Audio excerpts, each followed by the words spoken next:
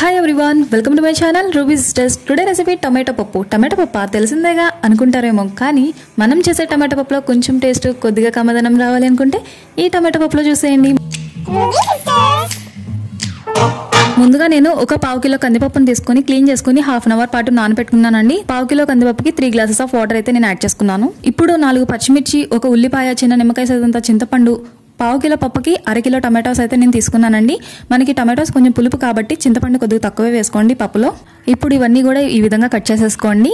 చూసారు కదా, నానబెట్టిన పప్పులో అయితే వీటన్నిటిని కూడా వేసేసుకోండి. ఉల్లిపాయలు, పచ్చిమిర్చి, టమాటోస్ ఇవన్నీ కూడా వేసేసుకున్న తర్వాత ఇప్పుడు చింతపండును కూడా వేసుకోండి. చింతపండు ఒకసారి వాష్ చేసుకుని వేసుకోండి, ఎందుకంటే డస్ట్ ఉంటుంది కాబట్టి. ఒక స్పూన్ కారం, కొంచెం పసుపు, ఒక రెబ్బ కరివేపాకు కూడా యాడ్ చేసుకొని కుక్కర్ మూత అయితే పెట్టేసుకొని ఒక 3 విజిల్స్ వేయించేసుకోండి. ఒక 3 విజిల్స్ అయితే వచ్చిన తర్వాత స్టవ్ ఆఫ్ చేసి విజిల్ పోయిన తర్వాత మనం ఒకసారి కుక్కర్ మూత అయితే ఓపెన్ చేసుకోండి. ఇప్పుడు మనకి పప్పు అయితే ఉడికిపోయిందండి. ఇందులో ఉన్న కొన్ని వాటర్ ఉన్నాయి కదా, వాటిని అయితే సపరేట్ చేసేసుకోండి. పప్పుని వాటర్ని 2 సపరేట్ చేసేసుకోండి. ఎందుకంటే మనం పప్పు మెదుపుకునేటప్పుడు సరిగ్గా నలగదండి పప్పు, అందుకని మనం వాటర్ అనేవి సపరేట్ చేసుకుంటాం.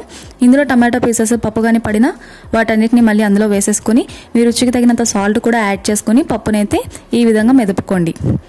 చూసారు కదండి, ఈ కన్సిస్టెన్సీ వచ్చేంత వరకు కూడా పప్పునైతే మెదుపుకోండి. ఇలా వచ్చిన తర్వాత ఇందాక మనం పప్పులోంచి సపరేట్ చేసిన వాటర్ అయితే ఉన్నాయి కదండి, వాటన్నింటినీ కూడా ఇప్పుడు యాడ్ చేసేసుకొని ఒకసారి పప్పులో ఉప్పు సరిపోయిందా లేదా అనేది ఒకసారి కలుపుకొని చూడండి. ఇప్పుడు మనం పప్పులో తాలింపు వేసుకోవడానికి ఇక్కడే ఒక చిన్న టిప్ ఉందండి, అదేంటో చూసేయండి. ముందుగా 4 స్పూన్లు నెయ్యి అయితే తీసుకున్నానండి. ఇప్పుడు పప్పుకు కావాల్సిన తాలింపులు ఏంటో చూసేద్దాం.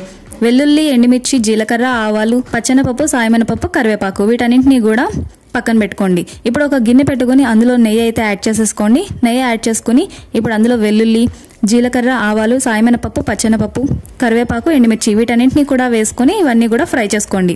ఇవన్నీ కూడా బాగా ఫ్రై అయిన తర్వాత ఇందాక మనం రెడీ చేసి పెట్టుకున్న పప్పు ఉంది కదండి, దానిని తీసుకొచ్చి ఈ తాలింపులో అయితే వేసేసుకోండి. అది తాలింపులో వేసిన వెంటనే మూత అయితే పెట్టేసుకోండి. మన దగ్గర ఎక్కువ నెయ్యి లేకపోతే గనక ఒక స్పూన్ నెయ్యి వేసుకుని మిగతాది కొంచెం ఆయిల్ అనేది యాడ్ చేసుకుని తాలింపు పెట్టుకున్నా కూడా చాలా కమ్మగా ఉంటుందండి పప్పు. ఇంకేంటి చూస్తున్నారు, మన ఛానల్ని సబ్స్క్రైబ్ చేసేయండి.